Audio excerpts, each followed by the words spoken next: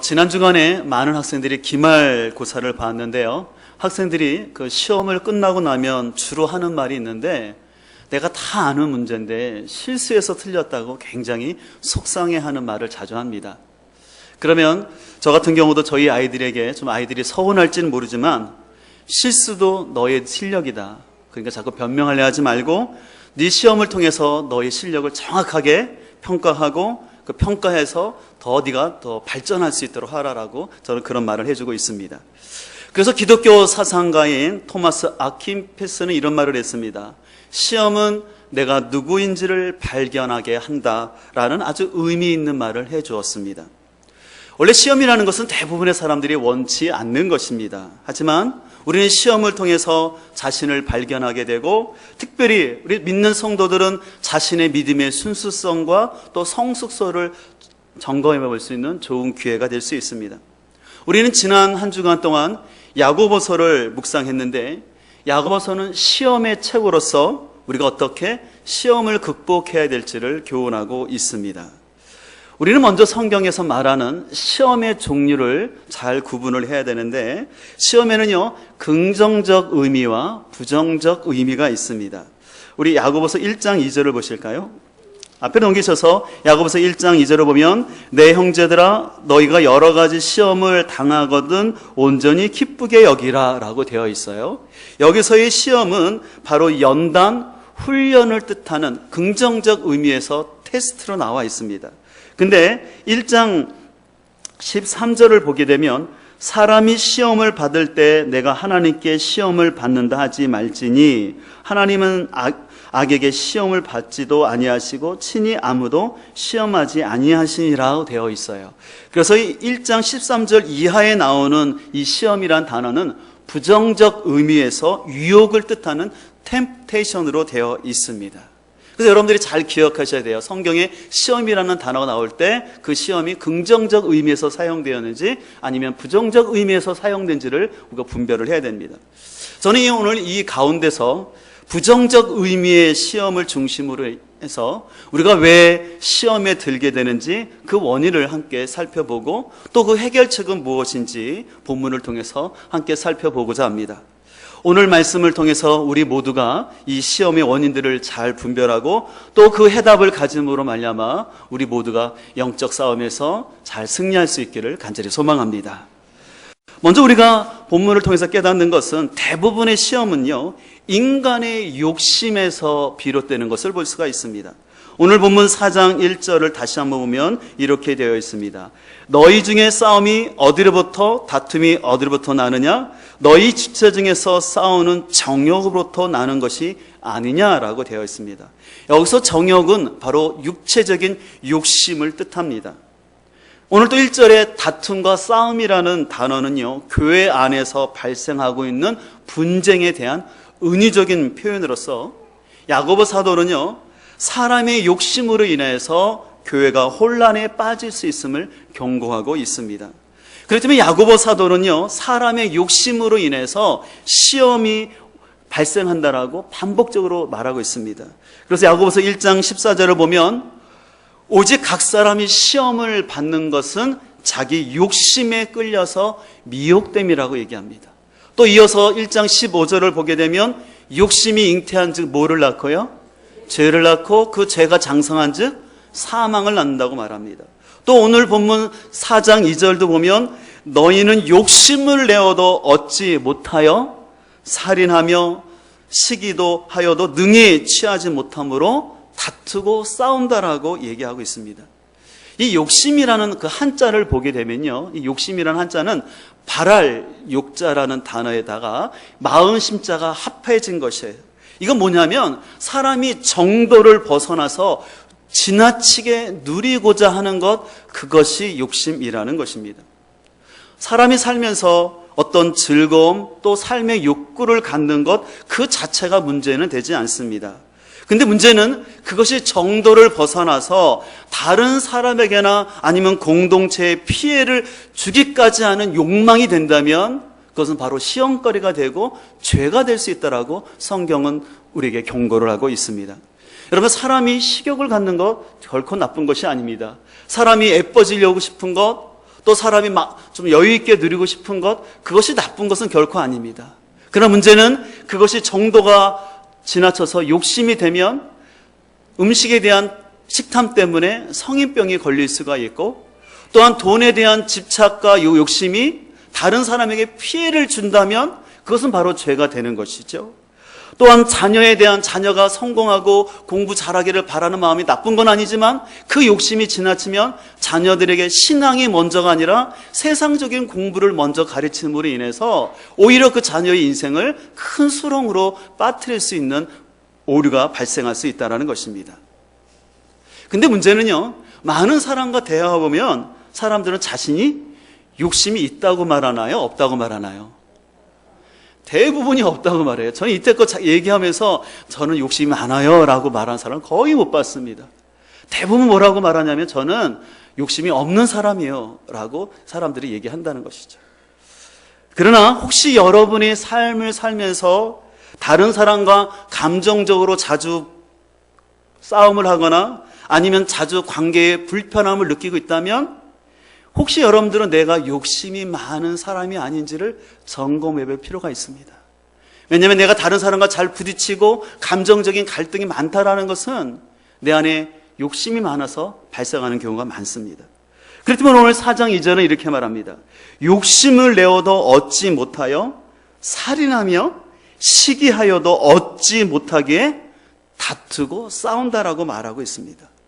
오늘 이 본문에서 말하는 이 살인은요, 육체적인 살인이 아니라 인격적인 살인을 말합니다. 자신의 생각과 입술로 상대방의 인격을 모욕하거나 단정을 하고 선을 긋는 것, 성경은 이것이 바로 살인이라고 얘기를 합니다. 그렇기 때문에 예수님께서도 요한복음 8장 44절에서 이렇게 말씀을 하셨는데요.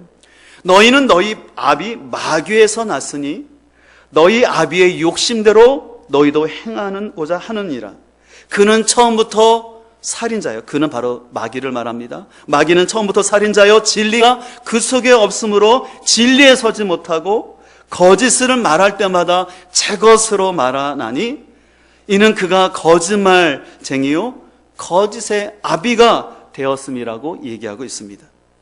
오늘 예수님께서는요, 이 마귀가 그 욕심으로 인해서 타락했듯이 다투고 있는 우리 역시도 욕심 가운데 행하고 있다라고 얘기하면서 그 욕심 가운데 행하고 있는 사람의 특징은 뭐냐면 진리를 바로 알지 못한다라는 것입니다. 그러면서 세상적인 지식과 자신의 잣대로 자신과 타인을 속이고 있는, 거짓말하고 있는 자라고 오늘 예수님은 얘기하는 것입니다. 그렇기 때문에 야고보 사도는 4장 3절에서 우리에게 바른 기도를 하라고 권면하고 있습니다. 그것은 육체의 욕심을 채우려는, 내 욕망을 강화시키려는 기도가 아니라 자신 안에 있는 세상적인 욕심을 발견하고 그 욕심을 내려놓고 회개하라는 그 기도를 오늘 야고보 사도는 우리에게 권면하고 있습니다. 또 계속해서 4장 4절은 이렇게 말하고 있습니다. 가늠한 여인들아, 세상과 벗된 것이 하나님과 원수됨을 알지 못하느냐. 그런즉 누구든지 세상과 벗이 되고자 하는 자는 스스로 하나님과 원수되는 것이니라. 너희는 하나님이 우리 속에 거하게 하신 성령이 시기하기까지 사모한다 하신 말씀을 헛된 줄로 생각하느냐고 말씀하고 있습니다.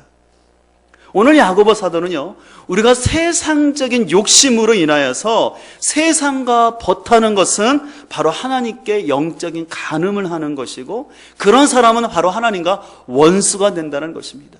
내 필요 이상을 넘어서 욕심을 추구할 때 그것이 바로 하나님과 원수가 되는 거고 간음하는 것이라고 얘기합니다. 그로 인하여서 우리를 시기하기까지, 질투하기까지 사랑하시는 성령님이 우리 안에서 안타까워하시면서 탄식한다고 오늘 야고보 사도는 우리에게 얘기하고 있습니다. 그렇기 때문에 사도 바울은 갈라디아 5장 16절에서 이렇게 우리에게 권면하고 있습니다. 내가 너희에게 이르노니 너희는 무엇을 따라 행하라? 성령을 따라 행하라. 그리하면 뭐를 이루지 않을 것이다? 육체의 욕심을 이루지 아니하리라고 말하면서 사도 바울은 여러분들이 육체의 욕심을 추구할 것이 아니라 성령을 따라 행하십시오라고 권면하고 있는 것입니다. 또 중국의 사상가인 홍자성은 이런 말을 했습니다. 사람의 괴로움은 끝이 없는 욕심에 있다고 얘기합니다. 그러면서 자기 분수에 만족할 줄 안다면 마음은 항상 즐겁게 된다라고 얘기합니다. 또 서양의 대표적인 사상가였던 아리스토텔레스도 이렇게 말합니다. 재산의 수준을 높이기보다는 욕망의 수준을 낮추도록 애쓰는 것이 오히려 편하다라는 조언을 하고 있습니다. 우리는 우리의 욕심이 바로 하나님과 원수가 되고 또 자신과 공동체를 시험에 들게 한다는 사실을 직시하고 우리는 욕심이 아니라 성령 충만을 채워야 할 줄 믿습니다.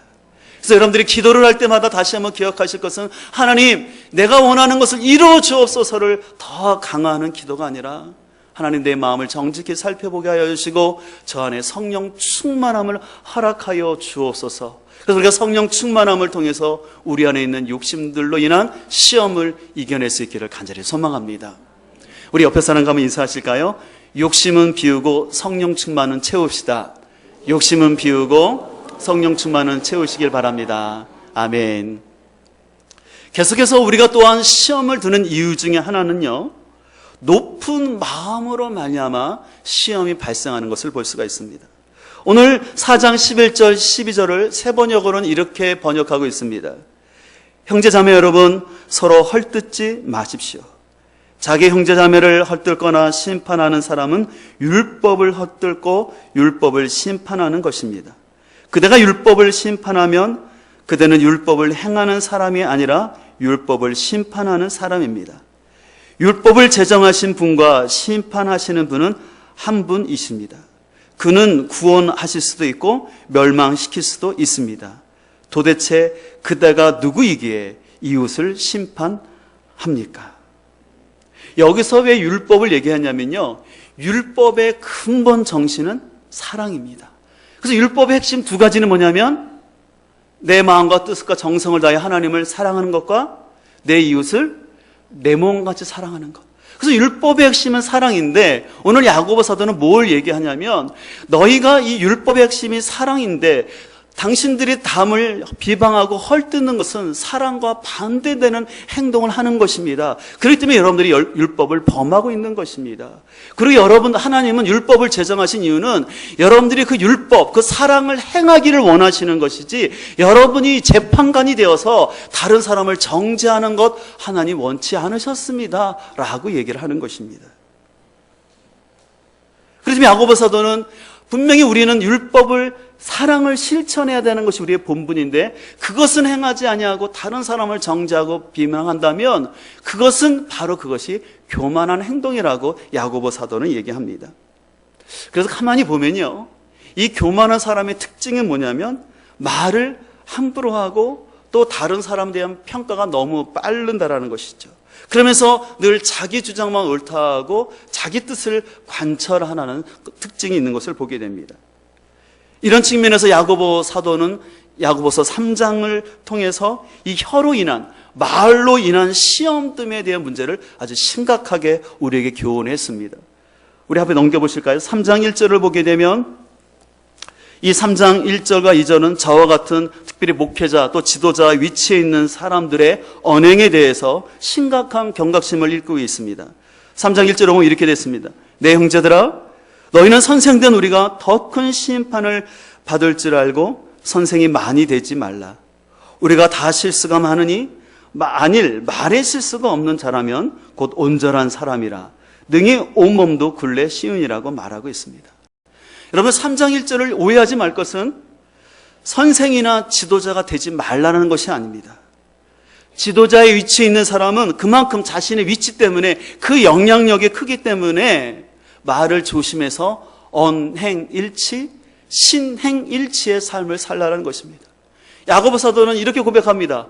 나 역시도 말의 실수가 많은 다 같이 부족한 사람입니다. 그러나 될 수 있는 대로 이 말의 실수가 없어야지만 온전한 사람이 될 수 있습니다라고 오늘 야고보 사도는 지도자를 향해서 권면하는 것입니다. 저도 30살이 되기까지는 평신도 생활을 많이 했기 때문에 제가 평신도 생활을 하면서 때때로는 어떤 목회자들의 미성숙한 표현이나 거친 표현 때문에 상처받는 경우도 있었지만 실제로 보니까 이 설교자가 설교한 대로 살지 않는 이중적인 모습을 보일 때 더 많이 제가 시험 들었던 것을 제가 생각을 해봤습니다.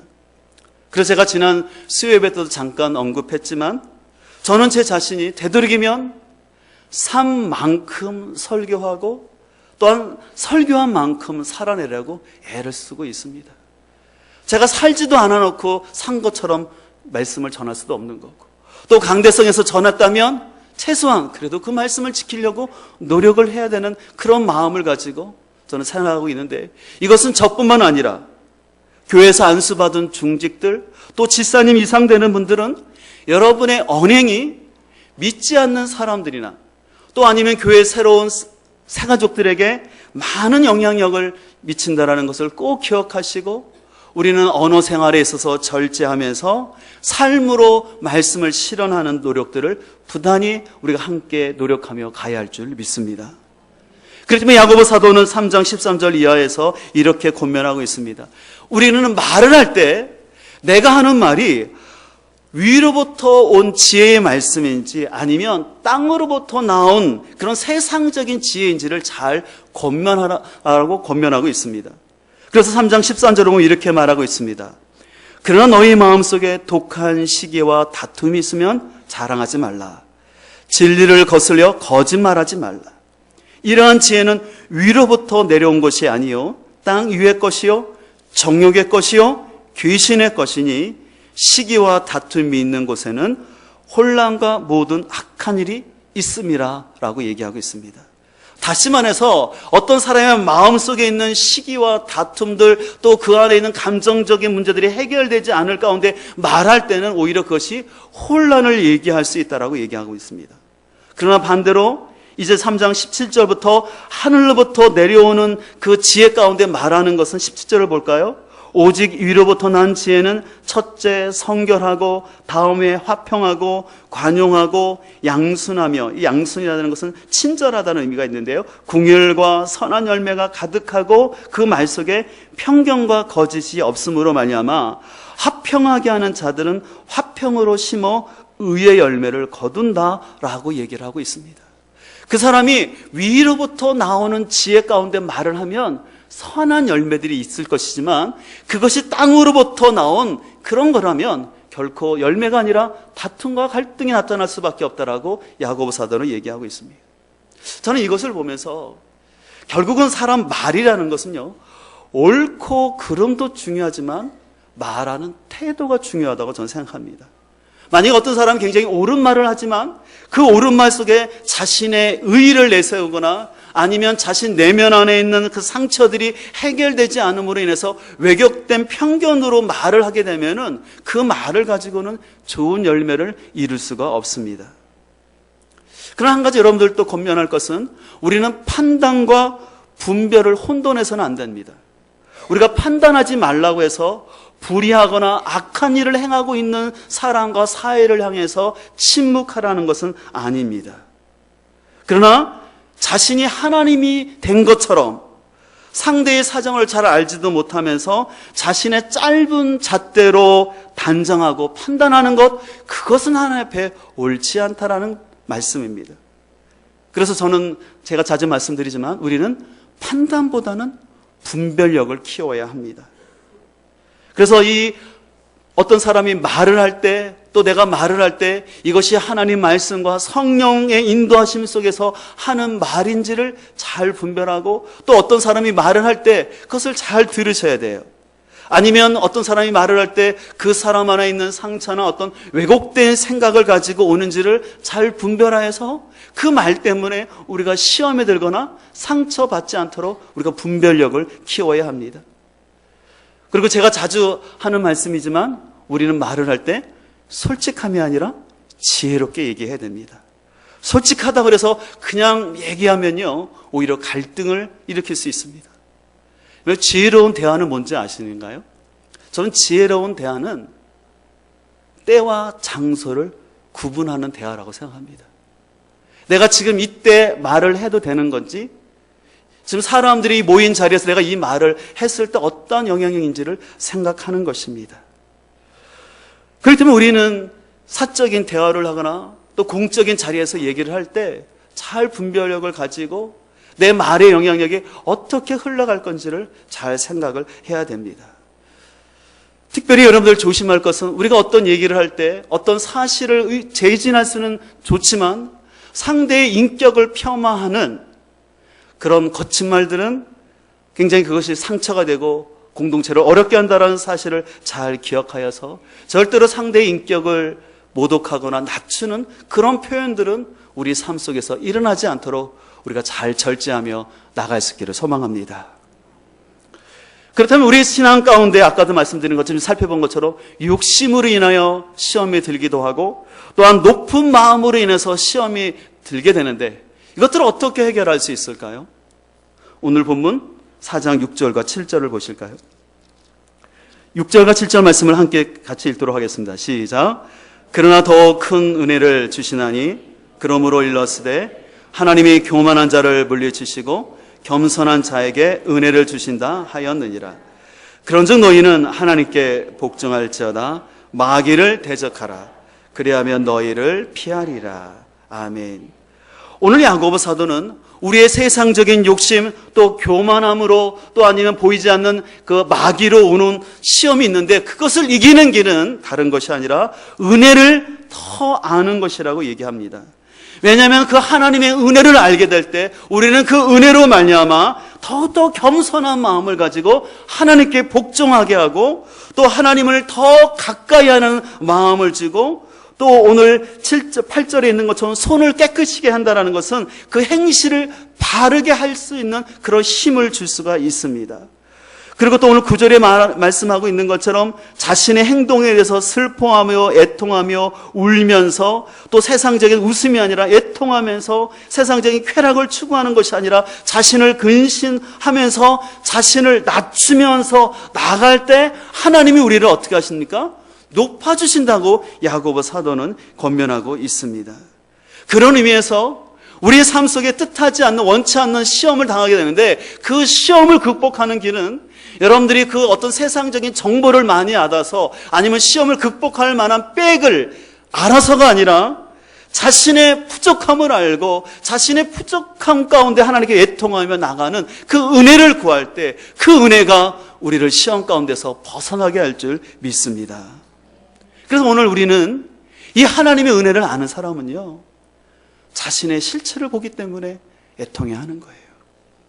하나님, 제가 이렇게 하나님 믿는다고 하지만 아직도 제 사가 살아서 이렇게 교만하고 제가 이렇게 모습 가운데 있습니다. 자신의 모습을 슬퍼할 수 있고 그러면서 하나님 앞에 울면서 자신의 연약함을 고쳐달라고 나갈 수 있는 것입니다. 그래서 그 은혜를, 하나님의 은혜를 생각하면 생각할수록 참 내가 어떻게 보면 그럼에도 불구하고 하나님이 나에게 많은 은혜를 주셨구나라는 것을 깨닫게 됩니다. 그래서 여러분들 기도를 하게 되면요 다른 게 아니라 내가 받은 은혜를 세어볼 수 있는 시간인 것 같아요. 실제로 우리가 얼마나 내가 받은 은혜가 큰가를 알 때 우리는 욕심이 아니라 자족하게 되는 것을 볼 수가 있습니다. 제가 지난 금요 성령 집회 때 소개해드렸던 그 카이스트 배상민 교수님이 말한 것처럼 전 세계 인구 가운데 90%의 사람들은 하루에 10,000원도 쓰지 못하고 나갑니다. 그 중에 특별히 80%의 사람들은 2,000원도 없이 살아간다고 얘기하고 있습니다. 또 혹시 여러분이 대학을 나왔거나 여러분의 자녀가 대학을 들어갔다면 그 사람은 전 세계 인류 인구의 1%에 해당한다라고 얘기하고 있습니다.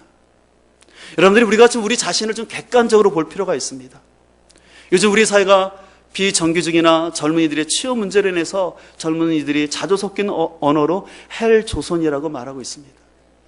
분명 우리 사이에 불이함도 있고 또 고쳐야 될 많은 부분이 있습니다. 그러나 해외를 나가보면요 우리나라가 그래도 이만큼 잘 사는 게 얼마나 감사한지 몰라요.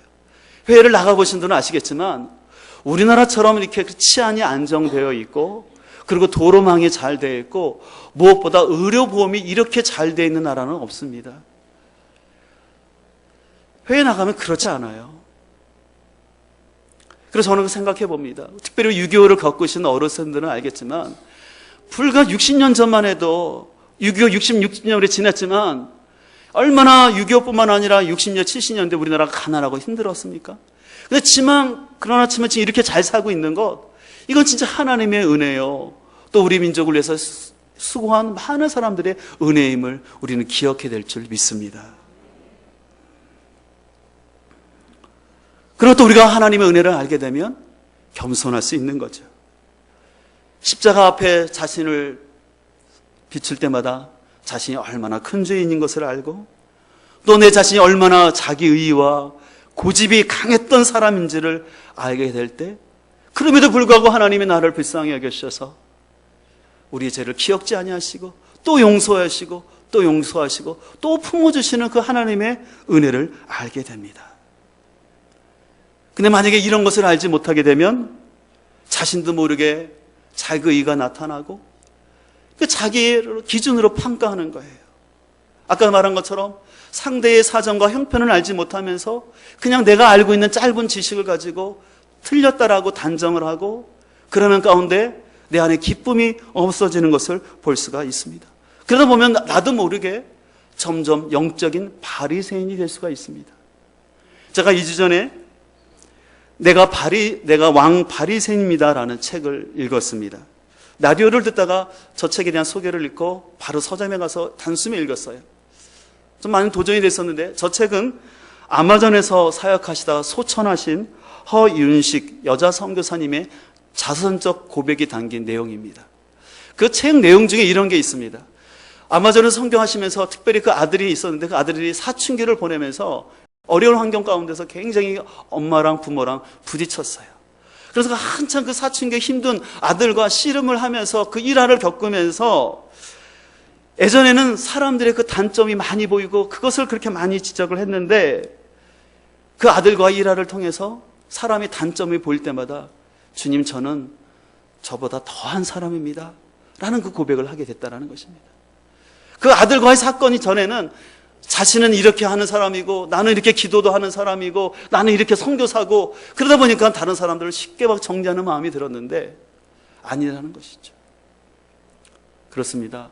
은혜는 다른 사람의 허물보다 자신의 허물을 더 많이 보게 합니다. 그리고 자신의 허물이 얼마나 큰 것을 알 때 타인을 정죄하기보다는 주님 앞에 더욱더 중보하면서 날마다 하나님께 무릎 꿇고 겸손히 나가는 사람이 은혜 받은 사람인 줄 믿습니다. 스코틀랜드의 양치기 출신으로서 왕에게서 높은 지위와 명예를 얻은 한 재상이 있었습니다. 근데 이 재상은요, 하루에 꼭 한 번씩 어떤 방에 들어갔다 나오는 것이었습니다. 이를 이상히 여긴 왕이 한번 그 재상이 들어가는 방을 봤습니다. 근데 그 방을 봤더니 그 방 안에는 의자 하나와 낡은 양치기 때 쓰는 그 지팡이 하나, 그 다음에 아주 달아진 양치기 모자 하나가 놓여져 있었습니다. 나중에 알고 봤더니 그 재상이 매일같이 거기를 들어갔던 이유는 자신이 과거 양치던 아주 하층 계급에 있었던 그런 사람인데, 나를 불쌍히 여기서 은혜를 베풀어 주신 그 왕의 은혜를 날마다 생각하면서 그 방에 들어갈 때마다 너무 감사하면서, 그래서 이 왕을 끝까지 성실한 마음으로 모셨다라는 이야기입니다.